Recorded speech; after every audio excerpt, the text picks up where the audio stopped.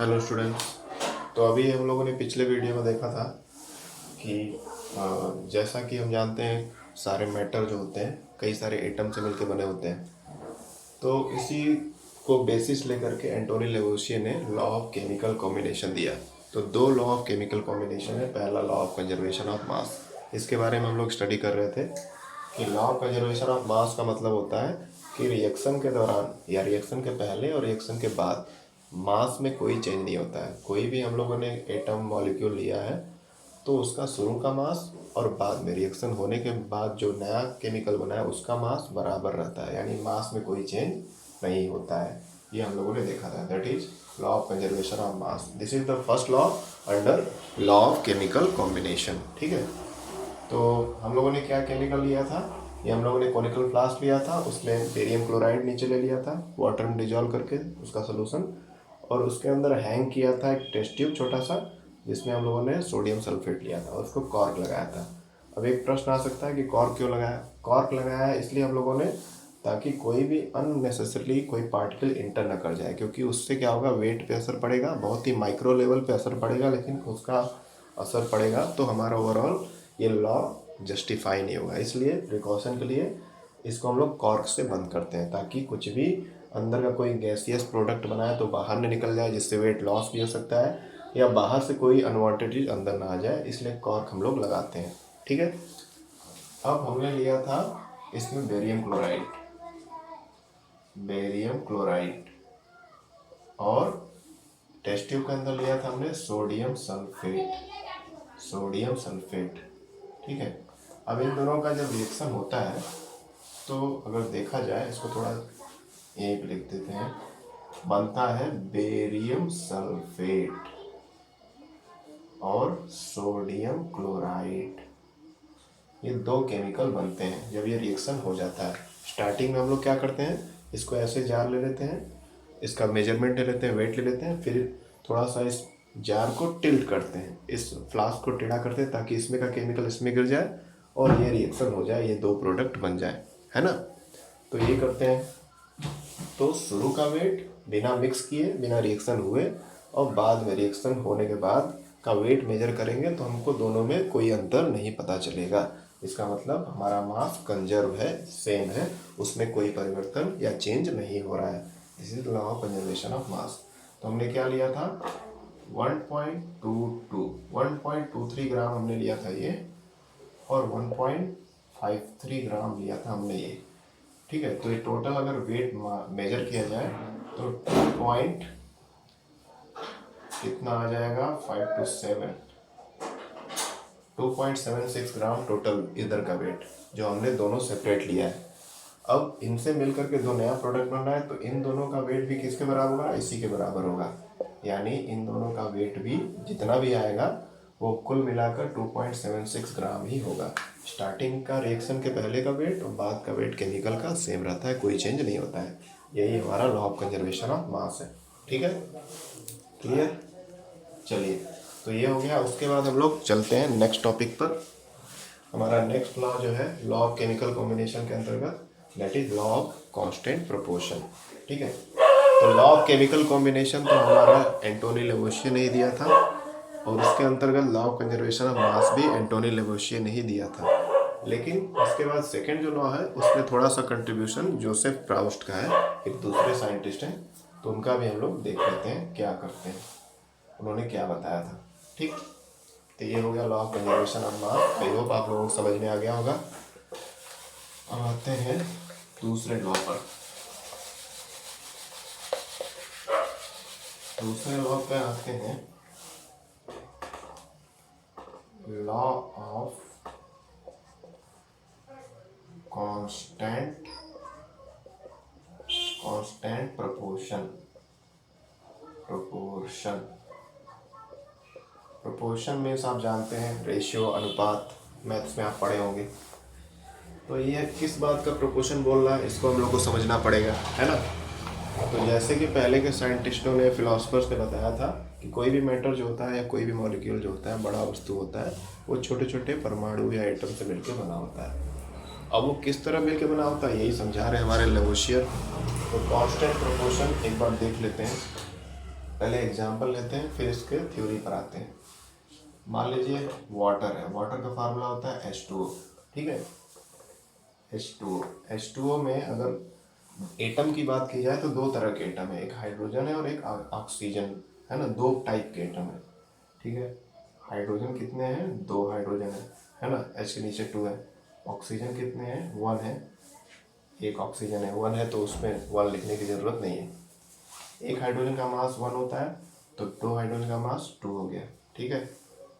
यानी water molecule में 2 types of atom है, एक हाइड्रोजन है दूसरा ऑक्सीजन, जिसमें हाइड्रोजन की संख्या 2 है, ऑक्सीजन की संख्या 1 है।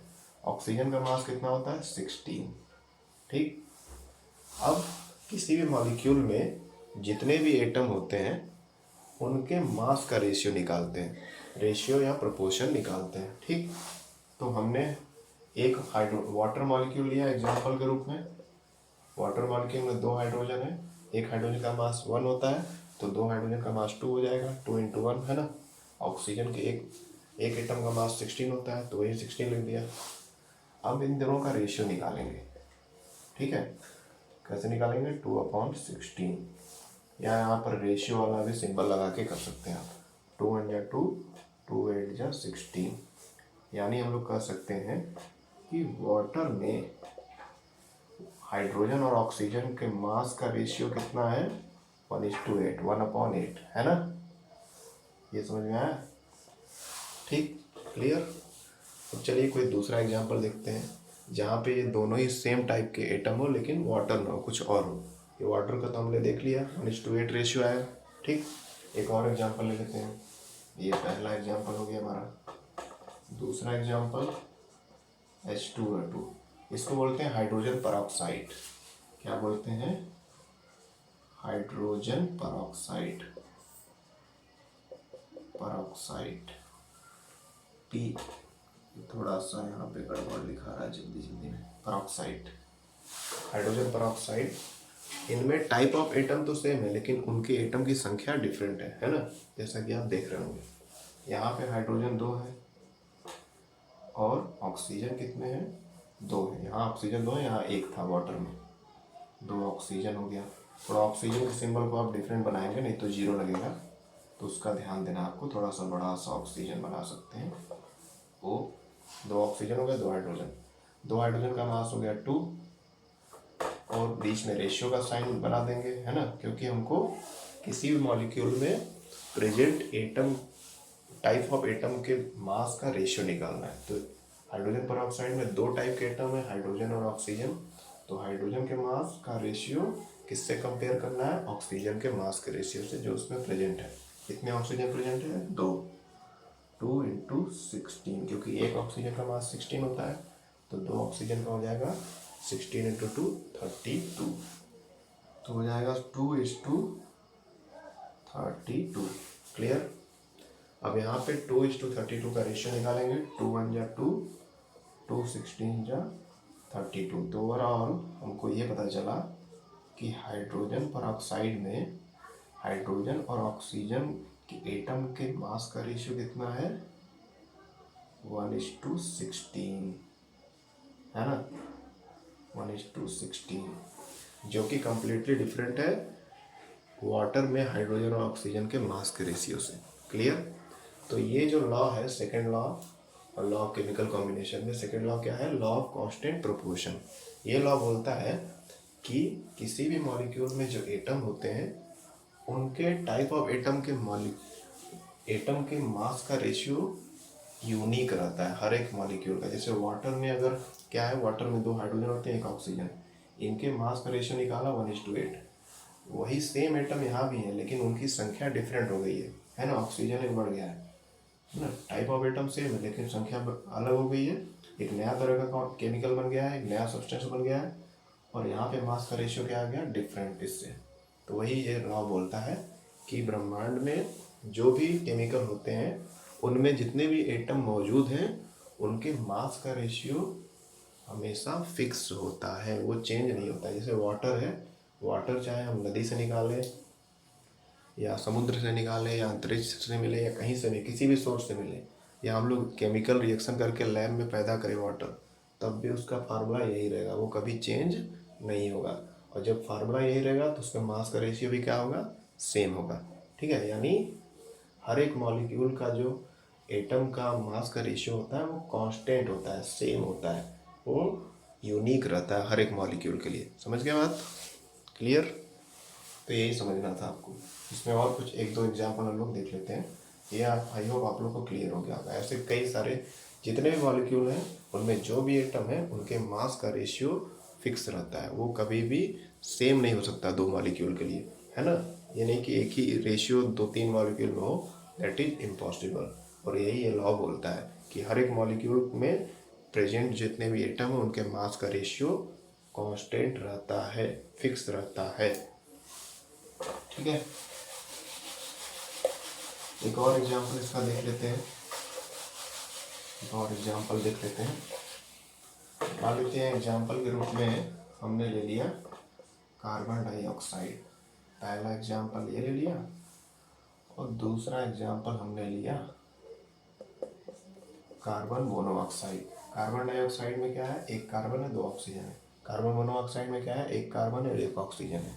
दोनों में टाइप ऑफ एटम तो सेम है लेकिन उनकी नंबर्स डिफरेंट है। यहाँ दो ऑक्सीजन है, एक कार्बन है, यहाँ एक एक दोनों है। तो चलिए बारी बारी से सबका रेशियो निकालते हैं, है ना। तो इसमें कार्बन है, कार्बन का मास होता है 12:2। एक टाइप का एटम हो गया, उसके बाद इस टू का सिंबल लगाएंगे, देन दूसरे टाइप के एटम का मास। ऑक्सीजन कितना है, दो ऑक्सीजन का कितना होता है 2 × 16, या डायरेक्टली 32 भी लिख सकते हैं। तो 12:16 टू जा 32, ये रेशियो आ गया। इसको और सिंप्लीफाई करेंगे, यहाँ पे देख लेते हैं कार्बन का मास 12, ऑक्सीजन एक ही है तो 16 नहीं रहेगा। ठीक, अब इसको सिंप्लीफाई करते हैं 1/1 दोनों को, है ना।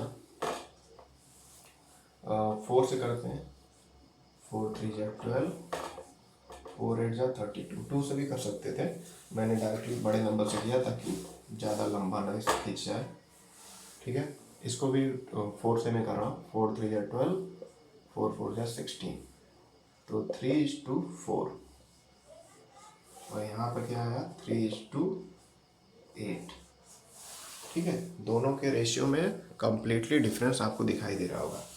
यानी जब कार्बन और ऑक्सीजन के मास का रेशियो 3:8 रहेगा तो वो हमेशा कार्बन डाइऑक्साइड ही बनाएंगे और कोई मॉलिक्यूल या केमिकल नहीं बनाएंगे। ठीक, इधर देखेंगे कार्बन और ऑक्सीजन के मास का रेशियो अगर 3:4 है तो वो हमेशा कार्बन मोनोऑक्साइड मॉलिक्यूल ही बनाएंगे और कोई दूसरा मॉलिक्यूल नहीं बनाएंगे। तो ओवरऑल कहने का यही मतलब है कि हमारे ब्रह्मांड में जितने भी तरह के मैटर है, मॉलिक्यूल है, केमिकल्स हैं जो अलग अलग एटम से मिलकर बने हैं, उनमें मास का रेशियो फिक्स रहता है। हर एक मॉलिक्यूल के लिए यूनिक रेशियो होता है जो कहीं जगह बदलने पर, स्थान बदलने पर, सोर्स बदलने पे चेंज नहीं होता है। It is always constant. ठीक है, तो ये थ्योरी दिया था जोसेफ प्राउस्ट ने। जोसेफ जे प्राउस्ट में लिख दे रहा हूँ शॉर्ट में, जोसेफ प्राउस्ट। हालांकि ये दोनों ही थ्योरी एंटोनी लेवोसियर ने दिया था, लेकिन थोड़ा सा इसको और क्लियरिफाई किया था जोसेफ प्राउस्ट ने। Joseph Proust, clear? ठीक है, तो this is the law of constant proportion. That means in a chemical substance the element present are in the fixed ratio of their mass। ठीक है, fix proportion of their mass. किसी भी molecule में जितने भी एटम प्रेजेंट हैं उनका मास का प्रोपोर्शन हमेशा फिक्स रहता है, कांस्टेंट रहता है। कार्बन डाइऑक्साइड के लिए रेशियो फिक्स रहेगा, कार्बन और ऑक्सीजन के मास का रेशियो, ये कभी चेंज नहीं होगा। यानी कि अंतरिक्ष में अगर या किसी और प्लेनेट पे CO2 पा रहे हैं तो वहाँ पे CO2 में कार्बन और ऑक्सीजन का मास का रेशियो डिफरेंट हो जाएगा, वो सेम ही रहेगा। यही ये लॉ बोलता है कि हर एक मॉलिक्यूल के लिए उनके मास का जो रेशियो है, एक एक एटम के मास का जो रेशियो है वो हमेशा फिक्स्ड रहता है, कांस्टेंट रहता है। क्लियर? चलिए, ये हो गया। उसके बाद तो ये दो हमारे लॉ ऑफ केमिकल कॉम्बिनेशन हो गए। क्लियर? उसके बाद आते हैं postulates. Postulates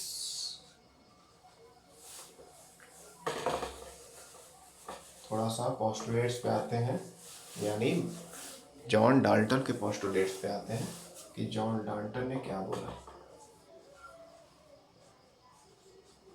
postulates of John Dalton.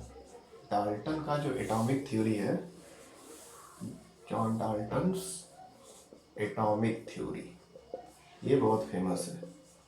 जैसे हम लोगों ने पढ़ा था पहले क्लास में कि ऐसा माना जाता है, ऐसा बहुत सारे प्रूफ मिले हैं कि एटम की सबसे पहले खोज महर्षि कनद ने की थी, जो भारत के थे। लेकिन वेस्टर्न कल्चर वाले या वेस्टर्न कंट्रीज वाले लोग कहते हैं कि एटम की थ्योरी या एटम की खोज बहुत सही तरीके से, बहुत क्लेरिफाइड तरीके से जॉन डाल्टन ने की, तो इसी को ज़्यादा लोग अपनाते हैं।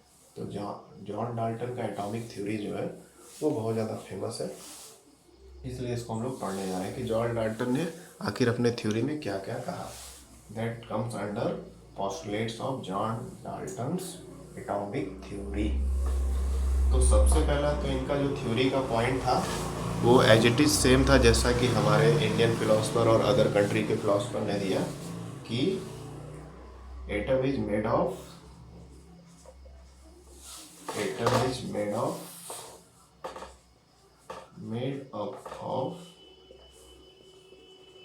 small indivisible particles.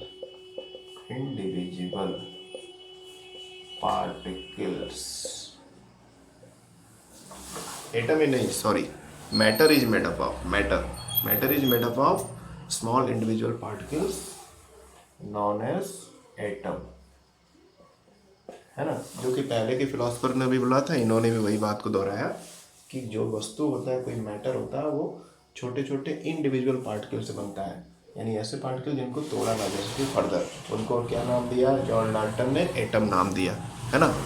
उसके अलावा क्या उन्होंने दिया कि एटम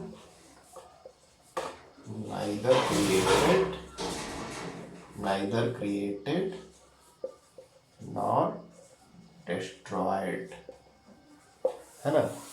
एटम को ना तो क्रिएट किया जा सकता है, ना डिस्ट्रॉय किया जा सकता है। जैसा कि आप लोगों ने law of conservation of mass में भी हम लोगों ने पढ़ा था कि मास को ना तो बनाया जा सकता है, ना बिगाड़ा जा सकता है। तो एटम भी है, एटम एक का भी कुछ मास होगा ही। तो डेफिनेटली जो एटम है पृथ्वी पर, ब्रह्मांड में, वो शुरू से है और आखिरी तक रहेगा। उसको ना हम लोग बिगाड़ सकते हैं, ना बना सकते हैं। ऐसा किसने बोला? जॉन डाल्टन ने बोला, है ना। तो सबसे पहले बोला उन्होंने कि मैटर जो है बहुत छोटे छोटे पार्टिकल से बना है, जो कि डिवाइड नहीं हो सकते हैं, जिनको एटम नाम दिया उन्होंने। दूसरा उनका स्टेटमेंट था कि एटम को ना बनाया जा सकता है, ना उसको डिस्ट्रॉय किया जा सकता है, यानी वो एज इट इज रहेगा। आगे के पॉइंट्स हम लोग नेक्स्ट क्लास में पढ़ेंगे।